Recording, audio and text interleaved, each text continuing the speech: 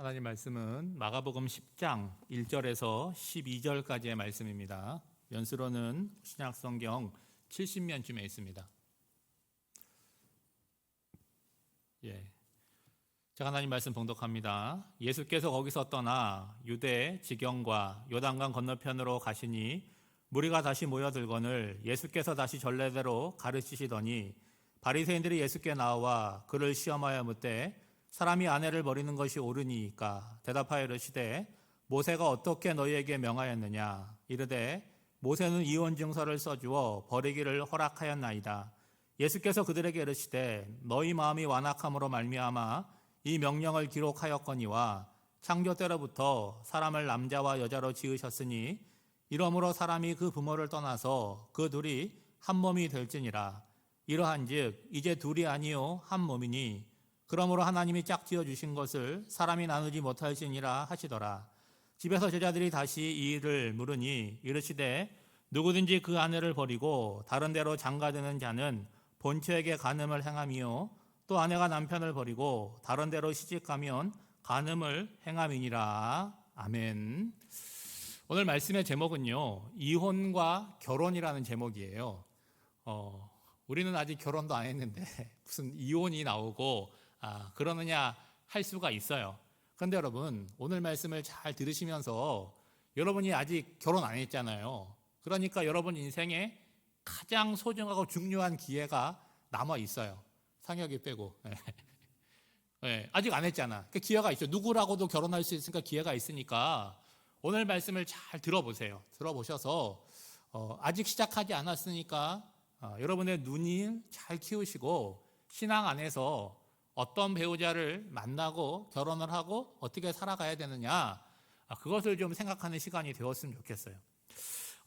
오늘 1절 말씀을 보시면 예수께서 거기서 떠나 유대 지경과 요단강 건너편으로 가셨다 이렇게 기록하고 있어요. 여러분, 이게 지리적으로 이스라엘이라고 하는 나라는 그 한가운데 갈릴리 호수가 있어요. 그 갈릴리 호수가 이렇게 요단강을 타고 흘러가는 거예요. 그리고 어디에 이르게 되냐면 사해라고 하는 곳에 이르게 되는 거죠. 그 요단강을 중심으로 요단 동쪽과 서쪽으로 나눈 거예요. 그러니까 예수님께서 그동안은 요단강 서쪽에서 사역을 하셨어요. 갈릴리 호수를 중심으로. 그런데 이제 그 요단강을 건너서 갈릴리 동쪽으로 이동을 하셨다는 거예요. 제가 이거를 여러분에게 말씀드리는 이유는 뭐냐면 이게 오늘 본문과 굉장히 중요한 관련이 있어서 말씀을 드리는 거예요. 지금 우리는 갑작스럽게 마가복음 10장을 보지만 우리 장년들은요 계속해서 마가복음을 이어져 오고 있거든요. 예수님께서 이제 갈릴리 사역을 마치고 예루살렘을 향하여 가시는 지금 그 과정 가운데 있는 것이고, 또 하나는 오늘 본문과 관련해서 사전 지식을 전해주고 있는 거죠. 지금 요단강 건너편은요 누가 다스리고 있냐면 헤롯 안티파스가 다스리고 있습니다. 이스라엘은 지금 네 군데로 나뉘어져서 그 한 지역을 다스리는 사람을 분봉왕이라고 부르는데, 헤롯 안티바가 다스리는 지역은 갈릴리와 베레라고 하는 지역이에요. 근데 이 헤롯이라고 하는 인물이 어떤 인물인가 하면 자기 아내와 이혼을 하고 자기 동생의 아내인 헤로디아와 결혼을 한 사람입니다. 그러니까 이 헤롯은 이혼을 했고 최근에 재혼을 한 사람이에요. 여러분, 헤롯은 왕이잖아요. 힘이 있고 권력이 있으니까 어떤 사람도 그것이 잘못됐다, 문제가 있다, 그런 얘기를 못하는 거잖아요. 다만 사람들의 관심은 어디 있겠어요? 그 지역에 있는 사람들이 야, 이거 이혼해도 되냐? 이거 정상적인 거냐? 그런 얘기들이 무성했겠죠. 그리고 마가복음 6장에서 나오듯이 유일하게 헤롯의 이혼과 재혼을 비판한 사람이 있었어요. 누군지 아시죠, 여러분? 세례 요한이었습니다. 세례 요한은 그 비판 때문에 옥에 갇히게 되었고 헤롯에 의해서 목이 잘려서 죽임을 당하였습니다. 따라서 이 헤롯 안티바가 다스리는 이 베레아 지역에 지금 예수님이 계시는데, 이 지역에서 이혼에 관한 문제를 거론한다는 것은 단순히 개인적인 문제나 종교적인 문제를 넘어서서 이 정치적인 문제로 이게 확대가 될 수 있는 거예요. 잘못 얘기했다가 큰일이 생길 수 있는 거죠. 그런 현실을 감안해서 오늘 2절 말씀이 있는 것입니다. 2절에 뭐라고 나오냐면 바리새인들이 예수께 나와 그를 시험하여서 묻는 거예요. 사람이 아내를 버리는 것이 옳으니까. 여러분, 이 질문을 하는 게 왜 예수님께 시험거리가 되는지 제가 지금 설명해 드렸잖아요. 여러분, 이 지역에 사는 사람의 관심은 이혼에 대한 관심을 갖고 있는데 일반 사람들이 서로 모여가지고 헤롯이 잘했네 못했네 이런 이야기를 해도 아무런 문제가 안 돼요. 근데 예수님은 유명 인사잖아요. 그래서 예수님께서 어디에서 무슨 말을 한다라고 하는 것이 이게 정치적인 문제로 커져가지고 예수님이 곤욕을 치를 수가 있다는 거죠. 지금 예수님을 시험하는 바리새인들은요, 율법을 누구보다도 잘 알고 있는 사람들이고, 그리고 이스라엘의 경건한 자이고 이스라엘의 지도자들이에요. 그러니까 위치가 높은 사람들인데 그들이 갖고 있는 어떤 지식이라든가 그 경건함이 선하고 아름다운 곳에 사용되지 못하고 지금 어떻게 사용되고 있습니까? 예수님을 공경에 몰아넣고 함정에 빠뜨리려고 하는 악한 생각으로 나타나고 있다는 거죠. 여러분, 바리새인들이 예수님께 질문하고 있는 것은 오늘뿐만이 아니라 복음서 전체를 보면 마치 잘 모르는 것처럼 그렇게 예수님께 물어봐요. 그런데 그 질문 속에는 뭐가 있습니까? 날카로운 칼이 숨겨져 있다는 거예요. 질문은 항상 옳으냐 그르냐, 예냐 아니냐 이런 양자택일의 질문을 던지고 있는데 어떤 것을 선택해도 함정에 빠지게 되는 그런 질문이라는 거예요. 이런 질문이 딜레마성 질문이라고 하는데, 자, 바리새인들이 던지는 질문이 뭡니까? 아내를 버리는 것이 옳으니까? 라고 지금 질문을 하는 거예요. 같은 내용을 기록하고 있는 마태복음 19장 3절을 제가 새 번역으로 들려드리겠습니다. 바리새파 사람들이 예수께 다가와서 그를 시험하려고 물었다. 무엇이든지 이유만 있으면 남편이 아내를 버려도 됩니까? 여러분, 2021년 9월 달을 사는 우리에게 이 질문은 어떻게 들리세요? 이상하잖아요. 질문 자체가 옳지 못하잖아요. 그런데 이 질문은요, 2000년 전 유대의 사회 상황을 반영하는 질문이라고 하는 것이죠. 만약 예수님께서 이혼하는 거 옳지 못하다라고 얘기한다면 바리새인들은 어떻게 몰고 가겠어요? 야, 예수님이 헤롯이 이혼한 거 옳지 못하대. 그렇게 정치적으로 몰고 가서 세례 요한과 같이 어려움에 빠뜨리게 할 수가 있겠죠. 또 하나 반대로 야, 이혼은 정당한 거지 라고 얘기한다면 예수님을 바라보고 있는 대부분의 백성들은 뭐라 그러겠어요? 예수님도 다른 사람하고 똑같네. 그러니까 지지율이 떨어질 수 있다는 거죠. 물론 예수님이 지지율 상관하지 않습니다. 그러니까 문제 자체가 어려운 것이 아니라 대답하기가 굉장히 민감하고 그리고 곤란한 질문이라는 거예요. 그런데 예수님께서 이런 질문을 받으면요, 기다 아니다 그렇게 대답하지 않으세요. 오히려 되물으실 때가 굉장히 많이 있습니다. 오늘 본문도 마찬가지예요. 그 바리새인들에게 물어보는 거예요. 너희들이 생명처럼 여기고 있는, 기준으로 삼고 있는 모세는 뭐라고 얘기를 했느냐. 여러분 4절 말씀해 보시면 이르되 모세는 이혼 증서를 써주어 버리기를 허락하였나이다. 지금 바리새인들이 질문을 했지만 이미 자기들은 답을 알고 있고 그렇게 살아가고 있는 거예요. 그리고 그 근거는 어디에 있습니까? 하나님께서 모세를 통해서 주신 율법에 있다는 거죠. 여러분, 우리가 하나님의 말씀을 이렇게 받기도 하고 읽기도 하지 않습니까? 율법이 다 포함되어 있는데 그 하나님의 말씀을 문자대로 지키는 것도 중요하겠지만 하나님의 말씀에는요, 그 말씀을 주신 하나님의 의도가 담겨져 있다는 거예요. 하나님의 의도는 어떻습니까? 언제나 선하시고 우리를 향한 사랑과 긍휼의 마음을 담고 있습니다. 다시 말해서 하나님의 말씀은 우리를 복되게 하고 아름답게 하려고 주신 말씀이지 우리를 괴롭게 하고 공경에 처하려고 하는 말씀이 아니라는 거예요. 그런데 그 말씀을 받는 인간들이 어떻게 하는 거예요? 그것을 해석하고 적용함에 있어서 하나님의 마음과 의도는 생각하지 않는 거예요. 어떻게 하는 거예요? 내 마음대로 해석하고 내 편한 대로 적용을 하고 있다는 거예요. 지금 이혼을 하는데 이혼 증서를 써주면 된다는 이 말씀은요, 신명기 24장 1절에서 4절에 나오는 말씀입니다. 그 1절 말씀을 보면 바리새인들이 얘기하는 근거가 되는 말씀인데, 사람이 아내를 맞이하여 데려온 후에 그에게 수치되는 일이 있음을 발견하고 그를 기뻐하지 아니하면 이혼 증서를 써서 그의 손에 주고 그를 자기 집에서 내보낼 것이요. 자, 이 1절 말씀을 잘 보시면 누구 중심이에요? 남성들 중심이지 않습니까? 그렇죠? 그러니까 결혼을 하고 이혼을 하고 하는 모든 결정권은 누구한테 있었어요? 그 시대에? 남자에게 있었다는 거예요. 그리고 이혼이 허락되는 조건에 대해서 뭐라고 얘기하고 있냐면 수치되는 일이 있음을 발견하고 그를 기뻐하지 않으면 누가요? 남편이 그렇다면 수치되는 일이 누구한테 발견되면 여자에게 발견되면 그렇게 할 수 있다는 거죠. 그 문제는 수치된다라고 하는 게 뭐냐라고 하는 거예요. 그러니까 이 말씀을 해석하는 두 개의 견해가 있는데 하나는 뭐냐? 여자가 음행하지 않고는 이혼할 수가 없다는 거예요. 또 하나는 뭐예요? 남자가 여자를 마음에 들어 하지 않으면 이혼 증서를 써주고 이혼할 수 있다. 그렇게 해석을 하는 거죠. 근데 또 다른 율법에 보면 남녀가 음행을 하다 걸리면요 돌로 쳐 죽이라고 돼 있어요. 그러니까 이 전자는 아닐 것이고 후자라고 한다면 무엇입니까?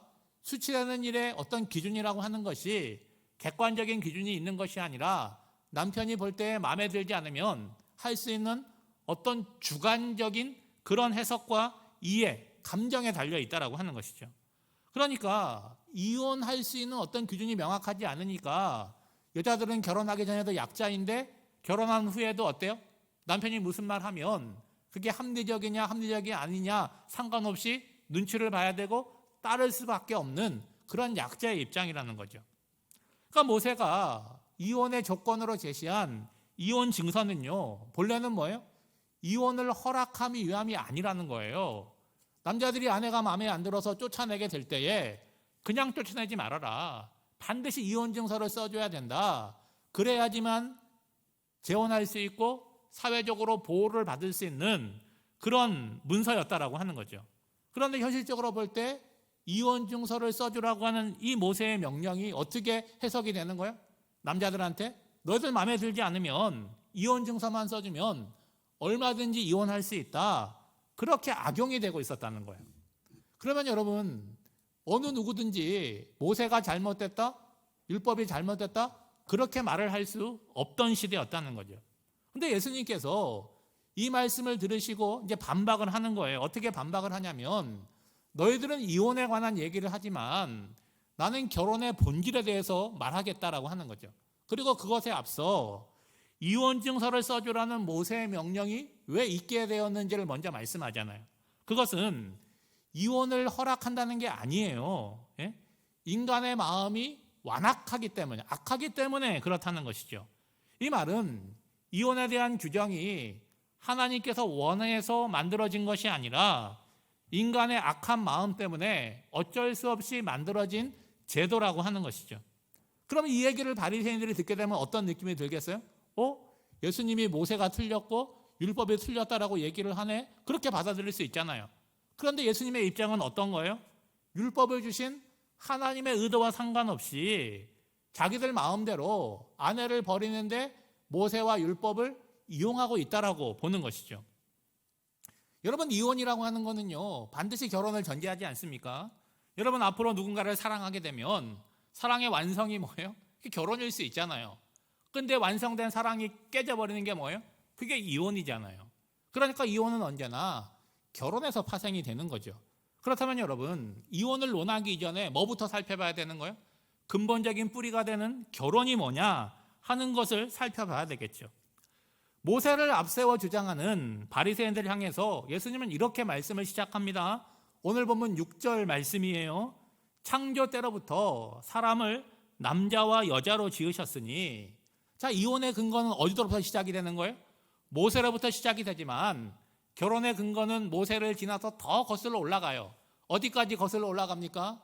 창세기 1장과 2장으로 거슬러 올라가는 거예요.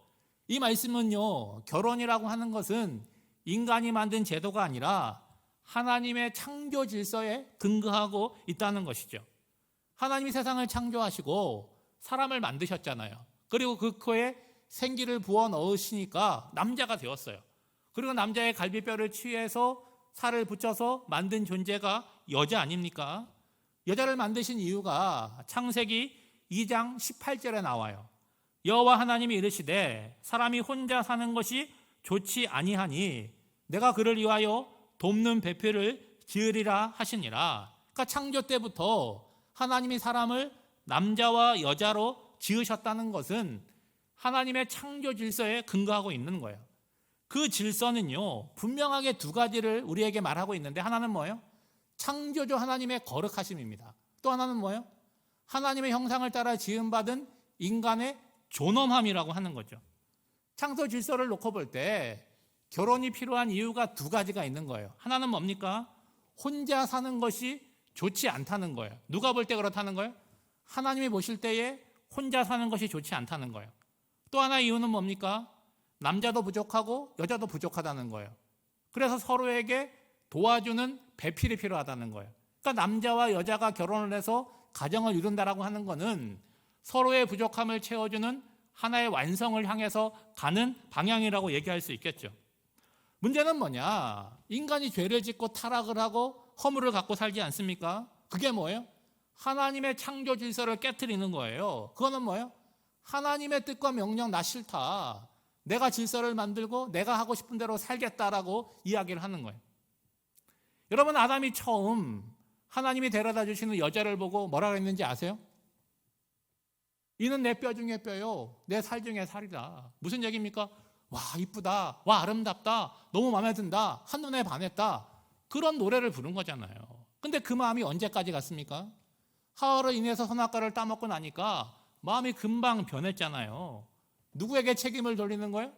저 여자 때문에 선악과를 따먹었어요. 하나님이 데려다 주신 거 아닙니까? 하나님께도 책임을 돌리는 거예요. 이게 뭐예요? 저와 여러분 인간의 연약함이라는 거예요. 모든 게 평안하고 좋을 때는 아무런 문제가 없지만 내가 불리해지고 내가 공격을 당하면 누구까지 내어줄 수 있다는 거예요? 내 사랑하는 아내까지도 이 여자 때문입니다. 이 여자 혼내주세요. 나는 잘못이 없습니다. 그게 뭐예요? 그게 인간의 악함이라고 하는 거죠. 여러분, 우리 부모 세대들 교회 다니고 신앙생활 할 때 교회에서 목사님들이 뭐라고 얘기하냐면 절대로 이혼하면 안 됩니다. 이혼은 죄 짓는 것이고 하나님이 싫어하는 것입니다. 그러니까 결혼 생활이 너무 힘들고 괴로워도 이혼 못하고 참아야 됐어요. 혹 이혼을 했다 그래도 너무 부끄럽고 수치스러우니까 교회를 옮기거나 내가 결혼한 거를 말할 수 없고 그렇게 생활을 했다는 거예요. 근데 여러분, 이거는 절대법이 아니에요. 성경 어디를 봐도 이혼하면 절대로 안 된다, 이혼하면 지옥 간다, 그런 말이 없습니다. 여러분, 두 사람이 결혼해서 살아가는데 그 사람들이 어떤 문제를 갖고 있는지 다른 사람은 전혀 몰라요. 예?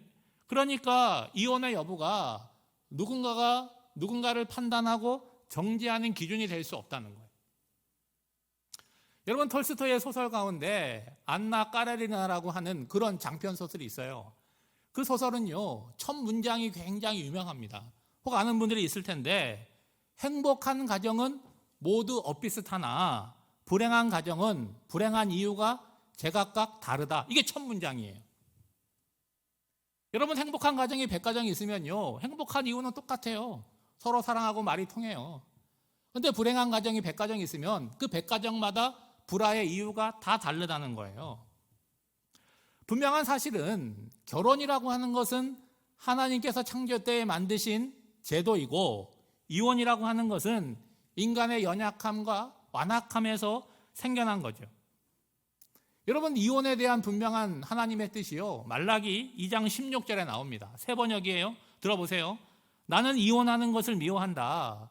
주 이스라엘의 하나님이 말한다. 아내를 학대하는 것도 나는 미워한다. 나 만군의 주가 말한다. 그러므로 너희는 명심하여 아내를 배신하지 말아라. 여러분, 이 말라기 2장 16절 말씀을 잘 보시면 하나님이 누구한테 말씀하고 있는 거예요?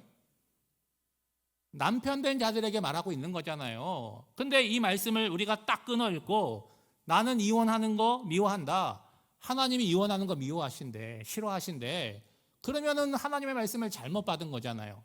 지금 남자들한테 뭐라고 얘기하는 거예요? 아내 학대하지 말아라, 아내를 배신하지 말아라, 내가 이혼하는 거 미워하니까 그런 근거를 너희들이 제공하지 말고 만들지 말아라, 그 말씀을 하는 거 아니겠어요? 하나님이 남자와 여자를 만드시고 서로를 돕는 배필을 삼아 가정을 이루게 하신 하나님의 뜻은 뭐예요? 이혼하지 말고 사랑하고 행복하게 잘 사는 것이 하나님의 뜻이라는 거예요. 그런데 인간이 죄와 허물로 인해서 여러 가지 다양한 이유로, 100이면 100가지 이유로 하나님의 뜻을 거스른다는 거죠. 이제 예수님은요, 하나님이 제정하신 결혼이 무엇인지를 말씀하고 있어요. 여러분 오늘 보면 6절에서 8절 말씀을 보시기 바랍니다. 같이 한번 읽어보실래요? 시작. 창조 때로부터 사람을 남자와 여자로 지으셨으니 이러므로 사람이 그 부모를 떠나 자기 아내와 합하여 그 둘이 한 몸이 될지니라. 이러한즉 이제 둘이 아니요 한 몸이니. 6절에서 8절까지의 말씀은요, 예수님이 하신 말씀이지만 이 말씀은 어디에 나오냐면 창세기 1장의 절반 나오고 창세기 2장의 절반이 나와요. 그러니까 예수님께서 창세기 1장과 2장에 나오는 하나님의 말씀을 인용한 거죠. 이 말씀에는요, 하나님의 분명한 뜻이 두 가지가 나타나는데, 하나는 뭐냐? 남자와 여자는 동등한 존재, 공평한 존재라고 하는 거예요. 사람은 시작부터 남자와 여자로 시작이 되었습니다. 남자도 여자도 둘 다 부모를 떠나서 한 몸을 이루게 된다는 말씀은 뭐예요? 결혼의 주도권, 가정의 주도권이 남자에게만 있는 것이 아니라 남자와 여자에게 공평하게 있다는 것을 말하는 거예요. 근데 여러분, 오늘을 살아가는 여러분이 이 말씀을 들을 때는 목사님 너무 당연한 이야기 하네? 남자 여자가 동등하지, 남자가 여자가 공평하지, 우리 다 알고 있어요. 근데 여러분, 인류의 역사를 보면 남자와 여자의 불평등이 계속해서 이어져 왔잖아요. 요즘은 많이 나아졌지만 여전히 잘못된 의식을 갖고 살아가는 사람들이 있잖아요. 근데 하나님께서 이 말씀을 언제 하셨어요? 태초에 천지를 창조하실 때에 그때 주신 말씀이냐. 그때부터 하나님은 남자와 여자는 동등하다, 공평하다, 그 말씀을 하셨는데 그 말씀을 받은 인간들이 어떻게 해야 되는 거예요? 아니야. 남자들이 사냥하고 남자들이 일하고 하니까 우리가 더 우월한 거야. 여자들은 우리 말 들어야 돼. 안 들으면 어떻게? 쫓아내. 그런 불평등을 이어왔다는 거죠. 또 하나는 8절에 2번 반복이 되는데요. 결혼의 참된 의미와 목적이 뭐냐? 두 사람이 결혼해서 한 몸을 이루는 것, 이것이 결혼의 의미와 목적이라고 하는 거죠. 그리고 한 몸을 이룬다는 건 뭡니까? 부부라고 하는 존재는 갈라설 수 없는 존재임을 말하고 있는 거죠. 다시 말씀드리면 결혼이라는 제도는 하나님께서 만드신 제도라고 하는 거예요. 그런데 결혼의 주체는 하나님이 아니에요. 결혼의 주체는 누굽니까? 결혼을 하는 당사자인 두 사람이라고 하는 거예요. 자, 여러분에게 어떤 자유가 있습니까? 내가 어떤 사람하고 결혼하겠다. 여러분에게 자유가 있어요. 그 사람과 결혼해서 나는 어떤 가정을 이루겠다. 그것도 여러분에게 달려 있는 거잖아요. 그리고 그 사람과 결혼해서 나는 자녀를 몇 명 낳겠다. 계획을 세우는 거, 그거 누구 마음대로 할 수 있어요? 여러분 마음대로 할 수 있어요. 그건 여러분에게 달린 것입니다. 그러나 결혼이라고 하는 것이 하나님께서 만드신 제도이고 결혼의 목적과 의미가 한 몸을 이루는 것이라고 하는 것을 기억하고 결혼을 하고 결혼 생활을 한다는 것은 상당한 무게감을 가지고 있다는 거죠. 그러므로 예수님은 바리새인들이 언급하고 있는 이혼에 관한 논쟁에 종지부, 마침표를 찍고 있죠. 여러분 9절 말씀입니다. 그러므로 하나님이 짝지어 주신 것을 사람이 나누지 못할지니라 하시더라. 아멘이죠. 결혼식 가면 제가 꼭 이 말씀 인용하게 됩니다. 저도 목사이기 때문에 이 결혼식 규례를 쓸 때가 많이 있어요. 그 규례라고 하는 건 정확하게 말하면 혼인 예배, 혼인 예식, 결혼 예식을 인도하고 집례를 하는 거죠. 지금까지 결혼을 하고 제가 규례를 섰던 그런 형제 자매들 가운데 어떤 사람도 결혼을 결정하지 않고 데리고 와가지고 목사님 이 사람 이러이러한 사람인데 제가 좀 관심이 있습니다. 어떻게 나중에 결혼까지 가도 괜찮을까요? 그렇게 물어보는 사람 없어요. 또 그럴 이유도 없겠죠. 이미 자기들끼리 어때요? 다 좋아요. 다 사랑해요. 그리고 결혼하기로 결심을 하고 다만 목사님한테 뭘 부탁하는 거예요? 우리 결혼할 수 있도록 규례만 해달라고 얘기를 하는 거예요. 제가 안 서겠다면 또 다른 사람 데려다가 틀림없이 결혼을 할 것입니다. 그런데 여러분, 목사님을 모시고 결혼 예식을 한다라고 하는 건 어떤 의미가 있는 거예요? 우리가 그냥 결혼하는 것이 아니라 자신들의 결혼을 하나님 앞에서 하고 싶은 거잖아요. 그래서 하나님이 인정하시고 하나님이 복 주시는 가정을 이루고 싶은 그런 소망과 믿음을 가지고 있다라고 저는 생각을 해요. 그렇다면 내가 좋아서 하는 결혼이지만 신앙적인 의미로는 어때요? 하나님께서 배우자를 만나게 하셨다는 고백이 있어야 되는 거죠. 여러분, 내가 좋아서 만난 거예요. 내가 좋아서 결혼한 거예요. 그렇지만 그 이면에는 어떻게 그 사람을 만나게 되었습니까? 어떻게 사랑하게 되었습니까? 어떻게 결혼까지 가게 되었습니까? 보이지 않는 하나님의 섭리가 그 뒤에 있었다는 거죠. 하나님께서 저 사람과 나를 짝지어 주었다, 부부로 맺어주셨다 라고 하는 걸 인정하고 깨닫는다라고 한다면 나누어지는 것조차도 나 기분 나쁘니까, 내 감정 상했으니까 끝내, 이럴 수 없다는 거예요. 하나님이 짝지어 주셨으니까 사람은 나눌 수가 없고 결국 하나님께서 그 가정을 움직여 가셔야 된다라는 이야기가 되는 거죠.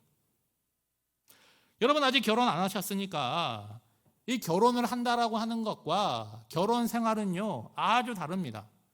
두 사람이 만나서 한 몸을 이룬다는 것은요 거의 불가능해요. 내 마음대로 되지가 않습니다. 그러니까 한 몸이 된다는 건 굉장히 신비로운 일이고, 어때요? 굉장히 기적 같은 일이에요. 서로 다른 두 사람이 만나서 한 몸이 되기 위해서는요 둘 중에 하나예요. 뭡니까? 둘 중에 한 사람이 죽어야 돼요. 나 그리스도 안에서 죽었다, 이게 있어야 돼요. 왜 나만 죽냐? 너도 죽어야지. 그러면 둘 다 죽으면 안 되잖아요. 그렇죠? 그러니까 반반씩 죽어서 한 몸이 되는 방법도 있겠죠. 여러분, 근데 어떻게 죽느냐 하는 거예요. 나로서는 할 수가 없는 거죠.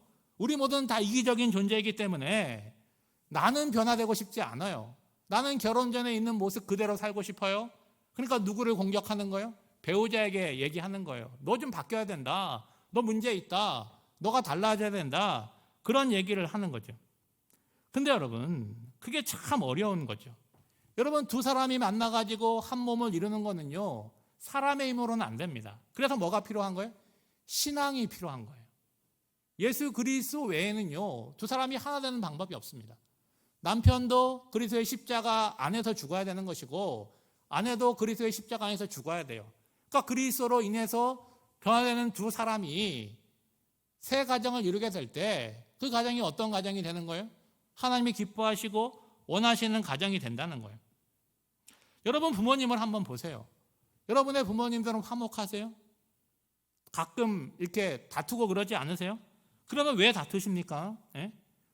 그러잖아요. 나는 그대로 있고 싶고 상대방에게 변화를 요구하기 때문이에요. 그거는 가능하지 않습니다. 결혼을 해서 처음에 너무 사랑하니까 일정한 기간은 그럴 수 있지만 지속성이 없는 거예요. 하나님이 결혼을 제정하시면서 두 사람에게 한 몸이 되라고 하셨어요. 어떻게 한 몸이 됩니까? 부모를 떠나서 아내와 합하여 남편과 합하여 하나가 되는데, 이 합한다라고 하는 단어의 뜻이 뭐냐? 악교로 본드로 붙인다는 거예요. 그러니까 부부관계는요 착 달라붙어가지고 떼어놓을 수 없는 관계라는데, 이건 어떤 의미가 있냐면 어떠한 관계로 둘 사이에 끼어들 수 없다는 거예요. 부모님도 끼어들 수가 없고 친구도 끼어들 수가 없고 어느 누구도 끼어들 수 없는 관계라는 거죠. 어떤 의미입니까? 다른 모든 관계보다 부부관계가 가장 우선적인 관계라는 거예요. 결혼했는데 친구가 더 좋아, 결혼했는데 부모님이 더 좋아, 그거 잘못된 거죠. 그거는 건강한 결혼 생활을 할 수 없는 모습이라는 거예요. 여러분, 하나님이 제정하신 결혼의 의미와 목적을 모르면 언제나 결혼 생활의 중심은 누가 되는 거예요? 내가 되는 거예요. 나는 어떤 존재예요? 이기적인 존재잖아요. 나 편하고 싶어요. 내 마음대로 하고 싶어요. 내가 원하는 대로 하고 싶어요. 내 좋은 대로 하고 싶어요. 그럼 그 가정이 어떻게 되겠습니까? 문제가 생기겠죠. 반면에 무슨 문제가 생기면 다 누구 책임이에요? 너 때문이다. 상대방의 배우자를 탓을 하는 거죠. 여러분, 나중에 결혼을 하고 아이를 낳게 되면요 어떤 일이 생기는지 아세요? 애가 좀 예쁘고 똘똘하고 그러면 다 누구 닮았다 그래요? 자기 닮았다 그래요. 근데 애가 좀 시원찮고 문제가 있으면 누구 닮았다 그래요? 나 말고 너 닮아서 그렇다. 그런 문제들이 생긴다는 거죠. 여러분, 결혼은요 함께 사는 것이고 한 몸이 되는 것인데, 나 중심으로 결혼 생활이 이루어지길 바란다면 그 관계가 어떻게 되겠습니까? 물과 기름이 갈라지듯이 점점 멀어지고 갈라질 수밖에 없는 거죠. 저는 결혼하는 청년들에게 그 결혼 생활에 유익이 될 만한 신앙적인 책을 하나 선물해요. 부부학교라는 책을 선물하는데, 거기에 제가 이렇게 글을 써드리는데 이런 글을 써드립니다. 결혼은 행복만이 목적이 아닙니다. 내 곁에 있는 사람이 행복해 하는 것이 곧 나의 행복임을 알고 섬기고 헌신하려고 결혼하는 것입니다. 여러분 잘 들으세요. 여러분이 누군가와 나중에 결혼하게 될 텐데 그 사람을 섬겨주고 헌신하려는 마음이 없고 그 사람을 통해서 뭔가 유익을 얻으려고 한다면 아직 결혼이 적당한 때가 아닌 거예요. 정말 그 사람을 위해서라면 내가 섬기고 헌신하려는 마음이 마음에 충만하게 될 때 그때가 결혼할 때라고 하는 것이죠. 근데 여러분 이게 쉽지 않다는 거예요. 가정을 이루고 살다 보면 다 행복하게 살고 싶고 다 잘 살고 싶은데 여러분 힘든 일들이 생기는 거예요. 직장이 너무 바쁘고 사는 게 바쁘고 지치면요 굉장히 문제가 생기는 거죠. 그리고 아무도 내 편을 들어주는 것 같지 않고 남편도 아내를 몰라주는 것 같고 아내도 남편을 몰라주는 것 같아요. 결혼을 했지만 혼자 있는 것 같은 느낌이 들 때가 있다는 거예요. 어떨 때입니까? 가정에 위기가 찾아올 때라고 하는 거죠. 그때 어떻게 해야 되느냐? 인간적인 힘으로 할 수가 없어요. 그때는 멈추어 서야 됩니다. 멈추어 서서 왜 우리가 결혼을 했는지 그리고 결혼을 해서 지향점 어디를 향해서 가고 있는지를 다시 한번 생각해 봐야 되는 거예요. 그리고 무엇보다 우리를 짝 끼워주신 하나님과의 관계에 문제가 없는지를 살펴보셔야 되는데 가정의 문제를 생각해 보다 보면 반드시 하나님과의 문제가 생겼음을 깨닫게 되는 거죠. 그러면 간단하잖아요. 하나님과의 관계를 회복하다 보면 부부의 문제도 함께 회복이 되는데 이거를 회피하고 방치하고 에라 모르겠다 되는 대로 살아간다면 이혼을 하느냐 안 하느냐의 문제가 아니라 시간이 지나갈수록 한 몸은커녕 어떻게 되겠어요? 이기적인 두 사람이 점점 멀어지는 관계가 되겠죠. 제가 얼마 전에 읽은 책에 보니까 그 무명의 인디안이 이름이 알려지지 않은 인디안인데 결혼을 이렇게 설명을 하는 거예요. 결혼은 두 사람이 카누를 타고 여행하는 것과 같다. 남자는 앞에서 노를 젓는 것이고 여성은 뒤에 앉아 있지만 방향타를 잡고 있다. 여러분 성경적이잖아요. 성경은 한 몸이라고 얘기하고 있는데 이 인디언은 뭐라고 얘기하고 있어요? 한 배를 탔다고 얘기하잖아요. 여러분 한 몸, 한 배를 탔다. 공동 운명체라고 하는 거예요. 보시면 카누를 타고 가는데 남편의 역할이 있고 아내의 역할이 있어요. 그것은 목적이 하나잖아요. 함께 탄 배가 안전하게 앞으로 나가는 것이 목적이 되는 거죠. 그런데 각자의 역할을 제대로 감당하고 상대방을 도와주면 문제가 없겠으나 자기 역할을 감당하지 않고 너 좀 똑바로 줘, 방향을 똑바로 잡아, 이런 이야기로 서로를 비난한다고 한다면 여러분 그 배가 앞으로 나가지 못할 뿐만이 아니라 뒤집혀서 둘 다 물에 빠지는 위험에 처하게 된다는 거예요. 그런데 여러분 여기서 한 가지 가는 게 있습니다. 우리는 이런 생각을 해요. 너 열심히 졌고 방향사를 잘 잡으면 아무런 문제가 없을 거라고 생각을 해요.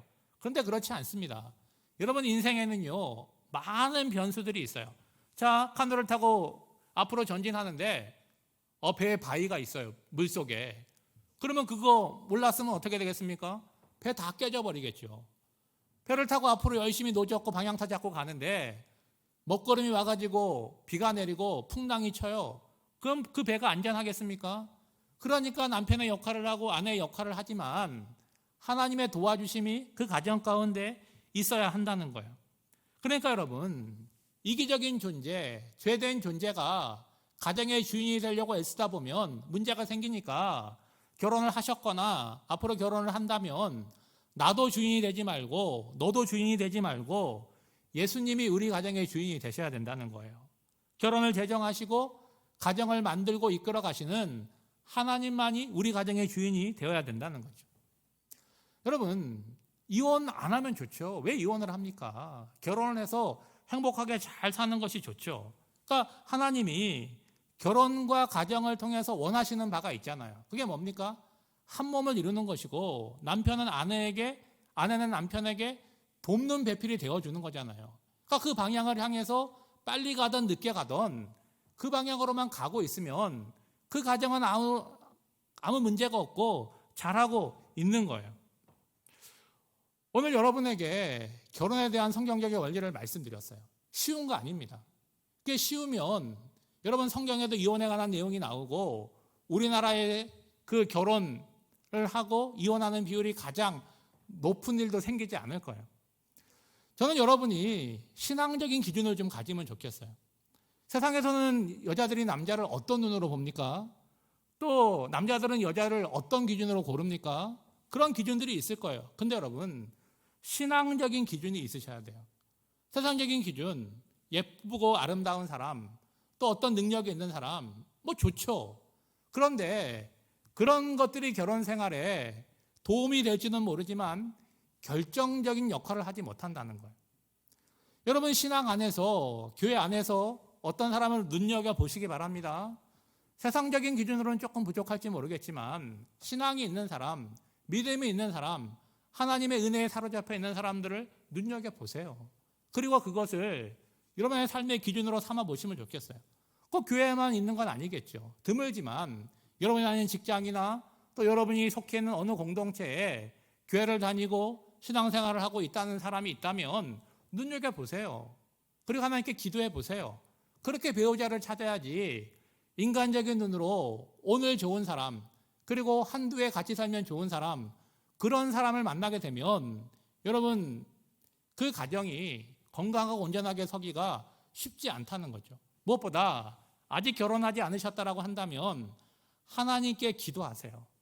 하나님, 제가 앞으로 결혼하게 될 텐데 하나님을 잘 믿는 그런 믿음의 배우자를 만나서 하나님이 기뻐하시는 그런 가정을 세우기 원합니다. 그 소원을 갖고 그렇게 기도하다 보면 하나님이 그런 사람을 만나게 하시고 나로 하여금 준비하게 하시는 거죠. 오늘 말씀의 제목은 이혼과 결혼이지만 이혼은 여러분 머릿속에서 딱 지워버리시고 하나님이 기뻐하시는 그런 건강한 결혼, 또 건강한 가정, 건강한 결혼 생활을 하시는 우리 화덕교회 청년들 되시기를 주님의 이름으로 축복합니다. 기도하겠습니다. 고맙고 감사하신 아버지 하나님, 바리새인들에게는 하나님의 말씀, 율법이 있었지만 그것을 하나님 의도대로 해석하지 못하고 자기들 유리한 대로 오용하는 그런 잘못을 저질렀습니다. 오늘 예수님께서 결혼의 원리에 대해서 말씀해 주셨는데 사랑하는 청년들의 눈을 열어주셔서 어느 배우자가 좋은 배우자인지를 잘 구별할 수 있는 신앙적인 기준을 갖고 기도하게 하여 주시고 하나님의 때에 그런 사람들을 만나서 하나님이 기뻐하시는 건강한 가정을 세울 뿐만이 아니라 한몸 되게 하시고 서로에게 꼭 필요한 돕는 배필로서 평생의 삶을 살아갈 수 있도록 주님 인도하여 주시옵소서. 예수님의 이름으로 기도하옵나이다. 아멘.